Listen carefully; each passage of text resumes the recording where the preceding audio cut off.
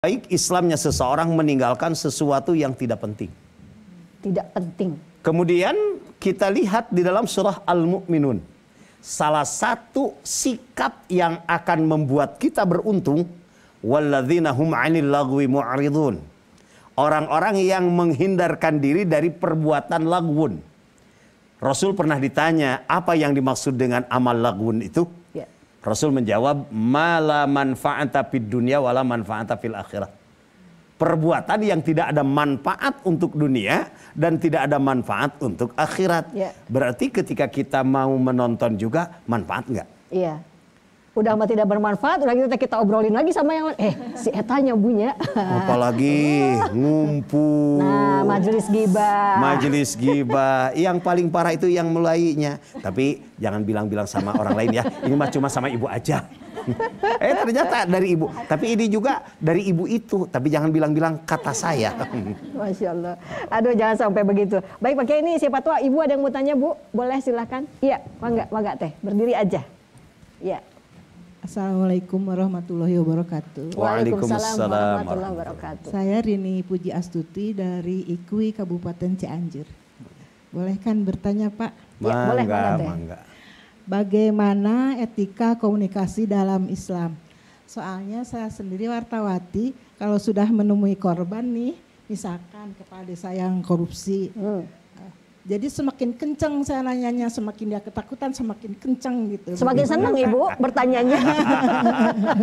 Iya. Jadi semakin ketakutan sampai berkeringat, semakin kencang, semakin suka saya gitu. Apakah itu dosa juga, Pak? Terima kasih. Assalamualaikum warahmatullahi wabarakatuh. Waalaikumsalam warahmatullahi wabarakatuh. Tugas profesi ya Bu ya. Insya Allah semua profesi diatur dalam undang-undang termasuk wartawan. Wartawati. Nah, yang biasanya sahur orang Cianjur mah kateuingan anak, Ibu. Apalagi ada niatan untuk membuat dia itu puas gitu kan ya. Yeah. Nah, padahal semua kalau dilakukan sesuai dengan perundang-undangan yang berlaku, insya Allah kalau agak emosi dikit wajar, tandanya Ibu masih hidup. Kalau sudah tidak ada emosi, tetapi bagaimanapun semua profesi itu apabila dilandasi dengan ibadah otomatis. Nah, dorongan nafsunya itu yang harus kita kendalikan. La yu'minu ahadukum hatta hawahu taba'an lima ji'tu bih. Untuk mengorek berita itu profesi. Tetapi itu tuh keheulna eta tah yang harus bisa bagaimana kita bisa mengendalikan hawa nafsu kita, tapi informasinya akurat, bisa didapat, tapi kita juga selamat. Itulah yang disebut profesi menyelamatkan dunia dan akhirat. Nah, berarti ada yang harus betul-betul diperhatikan ya. Betul. Baik, saya mengingatkan lagi untuk Anda pemirsa di rumah yang mau bertanya boleh silahkan 022-540-6677 ya. Tema kita hari ini adalah etika berkomunikasi di dalam Islam ya. Mangga Bu, ada yang mau tanya lagi? Ada yang mau tanya lagi? Oh, Ibu ya, mangga silahkan. Assalamualaikum warahmatullahi wabarakatuh. Waalaikumsalam warahmatullahi wabarakatuh. Nama saya Ana dari IKWI Jawa Barat. Ustadz, yang ingin saya tanyakan mengenai komunikasi dengan Allah. Bahasa mungkin ya, komunikasi dengan Allah. Kan Allah itu dengan bahasa apapun tahu ya gitu. Tapi ada keraguan, bukan keraguan, ada sedikit ganjalan dalam hati saya tuh gini. Katanya sih menurut Ustadz juga ada bilang, kalau kita berdoa itu menurut ayat-ayat Al-Quran sesuai dengan kebutuhan kita. Tapi kan kita punya kebutuhan yang lain gitu yang tidak kita pahami gitu ya. Yeah. Kadang pakai bahasa Sunda sendiri, atau Indonesia atau Arab. Itu yang menjadi saya, aduh gimana ya nih Allah dengar nggak ya apa? Allah ngerti nggak ya gitu ya? Allah ngerti nggak? Jadi itu Ustaz. Baik. Itu aja. Terima kasih. Assalamualaikum warahmatullahi wabarakatuh. Waalaikumsalam warahmatullahi wabarakatuh. Berkomunikasi dilihat dari sisi sudut bahasa. Memang Arab itu afdhalul lughah, lughatul arabiyyah, bahasa Rasul, bahasa Quran dan bahasa ahli surga. Di surga itu bahasa Arab. Tetapi untuk berdoa intinya apa? Ud'ullaha wa antum muqinuna bil ijabah. Berdoa kepada Allah kamu yakin dengan ijabahnya. Tidak mungkin kita yakin ketika membaca doa yang sama sekali kita tidak tahu, butuh kulkas. Tapi mintanya Allahumma zawizni zaujan solihan. Padahal intinya ya Allah nikahkanlah aku kepada suami yang soleh. Kan gak nyambung, padahal butuhnya kulkas dikarenakan ada yang ngasih doanya. Itu terus aja itu. Oleh karenanya dengan bahasa apapun Allah sendiri toh yang memberitahu wa ja'alnakum syu'uban wa qabaila. Sunda milik Allah, Indonesia milik Allah, sekali-kali Inggris juga milik Allah. Yang tidak boleh itu bacaan sholat selama kita bisa dengan teks asli bahasa Arab tidak diganti. Tidak diganti. Ya. Selama kita berdoa dengan kandungan hati ketika sujud, kan kita tahu aqrabu ma yakunul 'abdi min rabbih fahuwa sajidun fa'akthiru ad-du'a. Saat yang paling dekat antara hamba dengan Rabbnya di saat ia bersujud. Fa'akthiru ad-du'a. Kudu loba ngadoa, ari teu doa Arabna oge ukur sabar hiji nu apalna teh. Udah dalam hati berdoa, poin-poin doa semua orang itu pasti berbeda-beda. Jangankan dengan orang lain, pengalaman saya Bu, ketika mengelilingi Ka'bah dengan istri saya, ternyata TDP doanya beda. Saya minta istri solihah, istri saya minta suami yang soleh, kan udah beda. Berarti selama ini Bapak tidak soleh gitu. Terus istri Bapak tidak solehah gitu. Asli tuh, saya minta istrinya solehah, istri saya minta suami soleh. Itu kan sudah berbeda. Kita juga sama. Anaknya minta ibu bapaknya ngasih uang jajan yang banyak, ibunya bermohon, ya Allah mudah-mudahan anak saya tong boros, kan udah beda. Artinya itu rumus doa dalam komunikasi itu 3 saja. 1, minta apa yang kita inginkan. 2, berlindung dari sesuatu yang kita takuti. Yang ketiga, minta solusi dari permasalahan yang ada. Itu saja poin besarnya. ABC-nya mah enggak. Yakin. Keyakinan. Insya Allah Bu, tidak usah ragu berdoa dengan bahasa apa saja. Pasti dimengerti oleh Allah. Ya, baik. Kembali kita harus rehat lagi ya Pak Kiai ya. Ya pemirsa, kembali kita harus rehat lagi nanti selepas selingan yang satu ini. Kembali lagi tentunya di Cahaya Kolbu. Tentu sejukkan jiwa.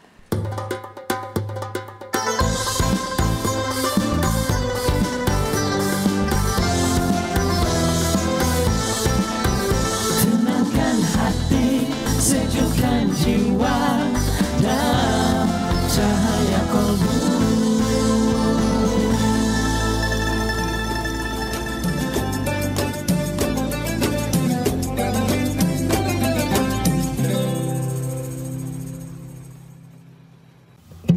Ayo sukseskan pemilihan umum tahun 2024.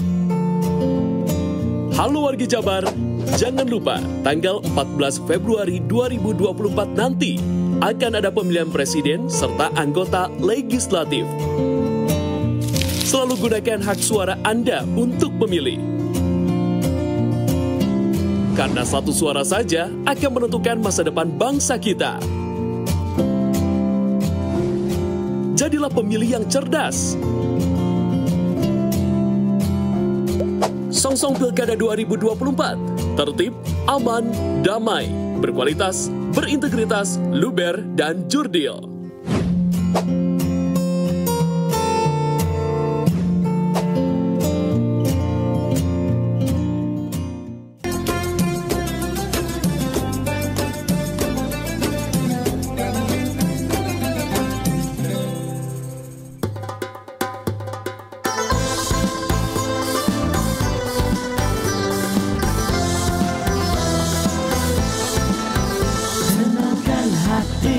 Sejukkan jiwa dalam cahaya kolbu.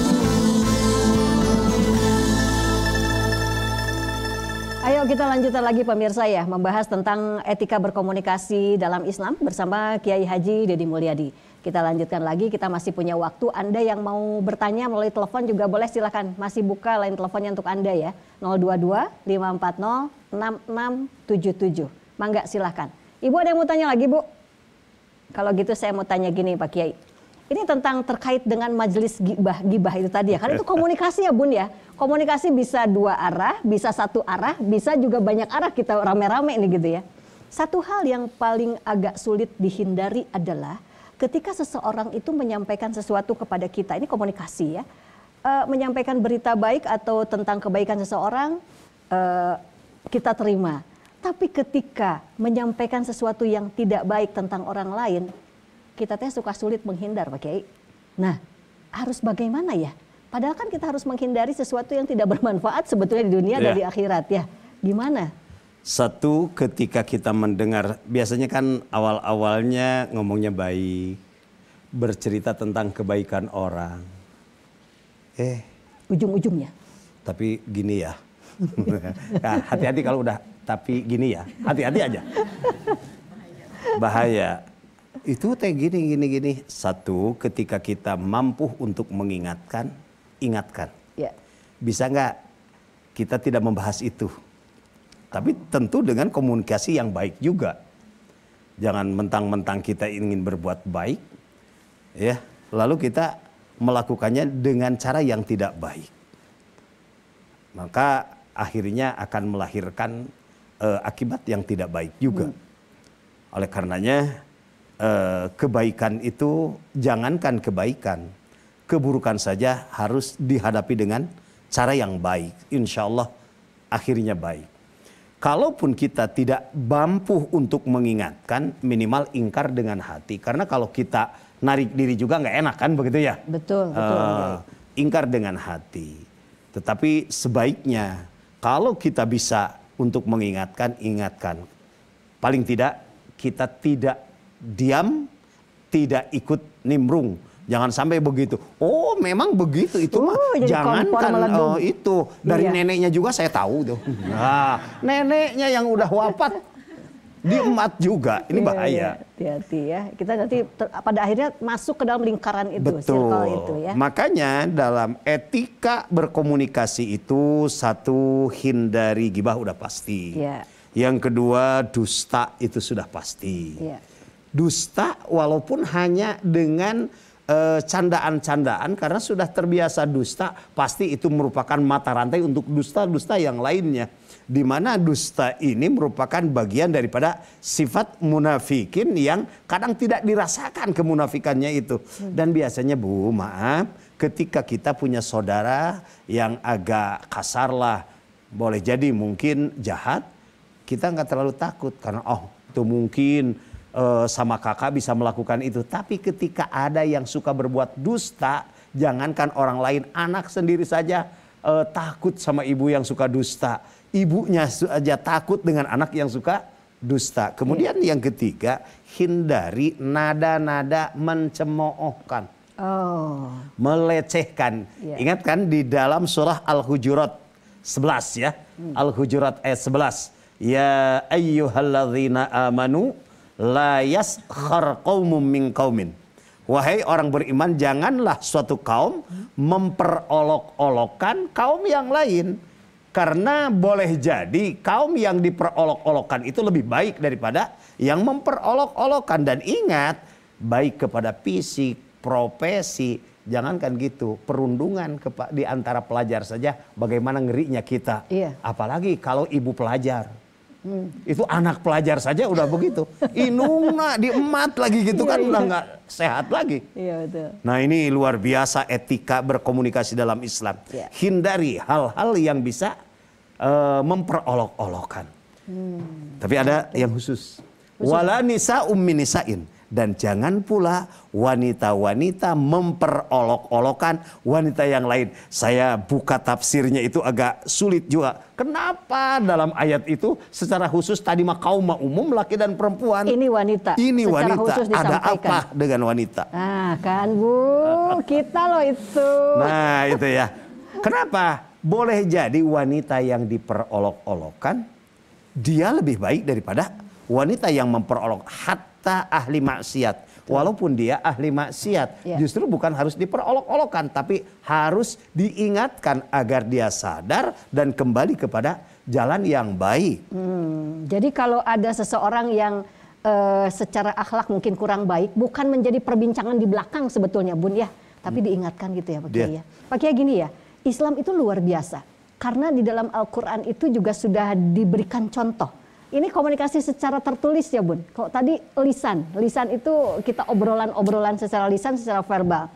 Secara tertulis itu ternyata sudah dicontohkan juga oleh Nabi Sulaiman. Ketika menuliskan surat untuk Ratu Balkis ya. Beliau itu mengawali dengan Bismillah, dengan sebutan nama Allah. Nah, jadi sebetulnya kalau kita ingin berkirim surat kepada teman atau di dalam WhatsApp ya Bu ya, misalnya kita berkirim WhatsApp kepada seseorang, apakah Assalamualaikum dulu? Karena yang paling umum Assalamualaikum gitu ya. Ataukah mengikuti Nabi Sulaiman yang mengawali dengan Bismillah? Nah, Bismillah merupakan adab komunikasi yang apabila dibaca oleh orang yang beriman ini luar biasa. Ya. Kalau udah atas nama Allah, ibu seorang wartawati misalkan udah atas nama wartawan Jawa Barat, itu sudah beda ceritanya. Ya. Ya. Apalagi ketika kita mengirim surat atau mengirim pesan diawali dengan Bismillah, ini luar biasa. Dengan atas nama Allah. Satu, ketika mengirim pun kita akan hati-hati. Masa di awalnya Bismillah, di sininya awas ya. Nah, ini awalnya basmalah tetapi ke bawahnya awas ya. Ini bagaimana redaksi dari Nabi Sulaiman. Waktu itu kan Ratu Balkis itu belum taslim kepada Nabi Sulaiman. Kirimannya Bismillahirrahmanirrahim. Fa innahu min Sulaiman wa innahu bismillahirrahmanirrahim. Ini dari Sulaiman atas nama Allah yang Maha Rahman, Maha Rahim. Ala ta'lu alayya wa'tuni musliman. Janganlah kau sombong dan angkuh kepadaku, datanglah penuh dengan berserah diri. Maka ketika kita mau menuliskan surat pakai bismillah, dikarenakan yang dikirimnya itu muslim, boleh pakai Assalamualaikum warahmatullahi wabarakatuh. Tetapi kalau saudara kita yang berbeda agama, boleh bismillah saja. Oh, berarti kalau di dalam satu grup WhatsApp misalnya Bun ya, itu lebih baik bismillah ya? Bismillah. Oh, karena kalau Assalamualaikum itu khusus kepada muslim saja. Ya. Ah, baiklah, baiklah. Karena kalau kita lihat dari yang tadi itu, Nabi Sulaiman mengirim surat kepada siapa?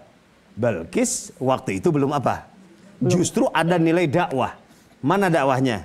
Satu ketika Nabi Muhammad SAW berdakwah ke Taif, waktu itu kan mendapatkan lemparan bukan dari tentara, bukan dari jawara Bu, tapi lemparannya malah dari orang gila. Bayangkan, yang melempari Rasul di Taif itu bukan orang-orang hebat, tetapi sengaja diperintahkan anak-anak kecil dan orang gila.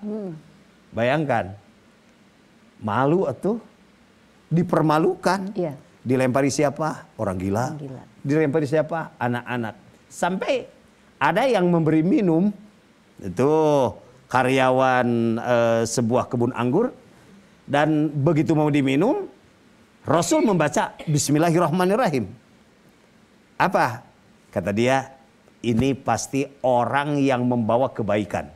Kalaupun tidak membawa kebaikan, dia pasti orang baik. Lalu ditanya, siapa Anda?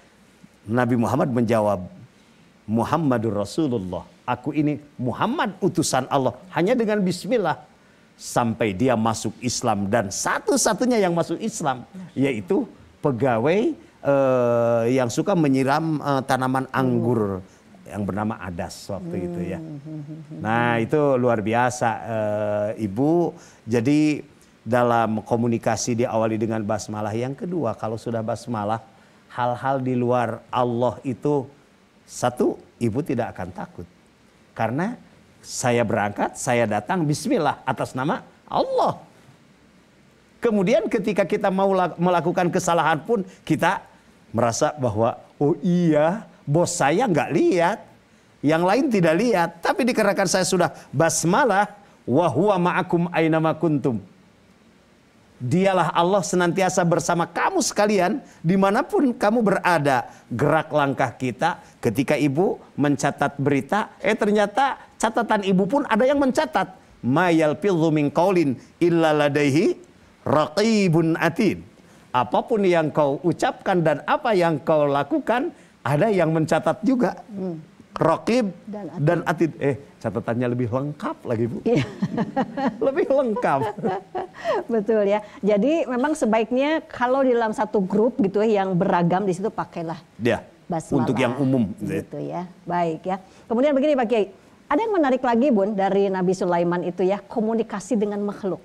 Dengan semut gitu ya. Kemudian dengan angin ataupun juga dengan yang lainnya. Ini gimana Pak Kiai? Kok mencontohkan seperti itu ya Allah itu ya? Apakah sebenarnya selama ini kita juga berkomunikasi dengan alam ini Pak Kiai? Betul. Karena kalau kita lihat ulul albab, orang-orang yang berakal sempurna itu bisa dilihat di surah Al-Imran ya. Di mana semua itu akan menjadi tanda kebesaran Allah li ulil albab, untuk ulul albab. Siapa ulul albab itu? Satu, alladzina yadhkurunallaha qiyaman wa qu'udan wa 'ala junubihim. Orang-orang yang senantiasa mengingat Allah. Qiyaman, berdiri, wa qu'udan, duduk, wa 'ala junubihim. Maksudnya pesan dari ayat ini, semua gerak dan aktivitas itu harus menjadi zikrullah. Kemanapun kita pergi, dimanapun kita berada, kalau merasa dekat dengan Allah, tidak akan khawatir karena dekat ketika mau minta tolong. Kita akan merasa aman ketika butuh perlindungan. Itu pula yang dipesankan Rasul kepada sahabat Ibnu Abbas radhiyallahu taala, idza sta'anta fasta'in billah wa idza sta'adta fasta'idz billah. Apabila kau mau minta, mintalah kepada Allah. Ketika kau mau berlindung, berlindunglah kepada Allah. Ketika kau mau minta tolong, minta tolong kepada Allah. Karena itu yang pertama ya. Yang kedua, wa yatafakkaruna fi khalqis samawati wal ard. Bertafakur dalam penciptaan langit dan bumi. Bahkan banyak di dalam surat-surat Al-Quran diawali dengan sumpah dengan makhluk-makhluk Allah yang besar. Wattur wa kitabim mastur dalam surat At-Tur, demi bukit Sinai dan demi Lauhil Mahfud, demi langit dengan penciptaan tanpa tihangnya. Wasyamsi wadduhaha. Banyak sekali. Untuk apa? Berkomunikasi kita dengan Khalik melalui berkomunikasi dengan makhluk. Namanya bertafakur. Tafakkaru fi khalqillah wala tatafakkaru fi dzatillah. Bertafakur. Salah satunya Nabi Sulaiman alaihissalam mengajarkan kita bertafakur dengan apa? Dengan makhluk Allah. Semut, burung, hudhud, dan yang lain-lain lagi.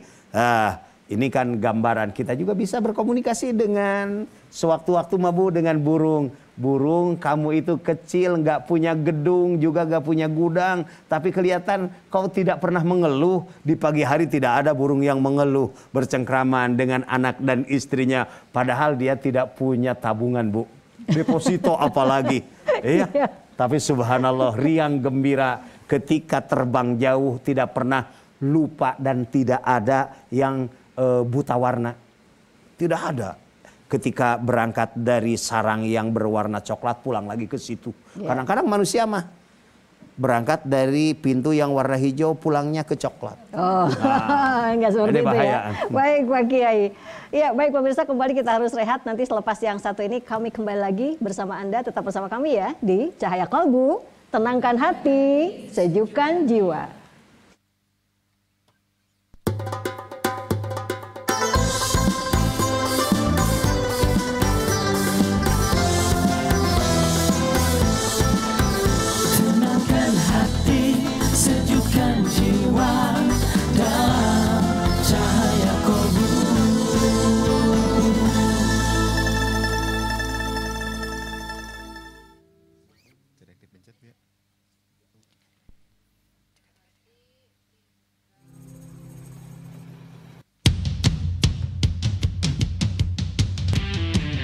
Pemilu ini datang 5 tahun sekali, pertemanan, sahabat, keluarga itu abadi.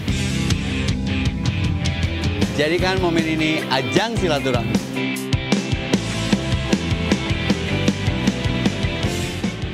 Beradu visi misi bukan menebar dengki.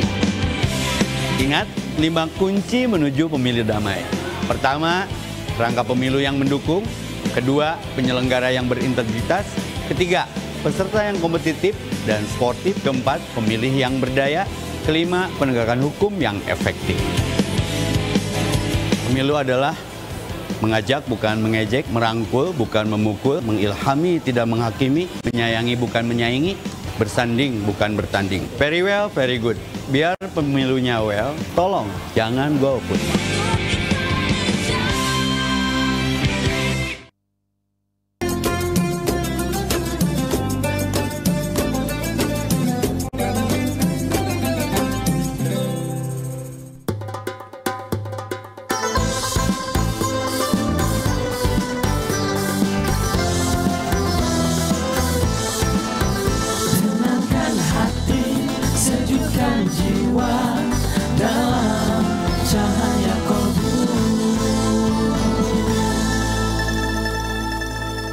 Baik pemirsa, hari ini kita sudah membahas tentang etika berkomunikasi dalam Islam ya. Komunikasi itu ada komunikasi kita langsung dengan Allah, itu melalui sholat kita, melalui doa, sholat itu doa ya. Kemudian juga melalui kegiatan-kegiatan ibadah lainnya, dan hati kita yang selalu terpaut kepada Allah itu juga adalah komunikasi kita dengan Allah.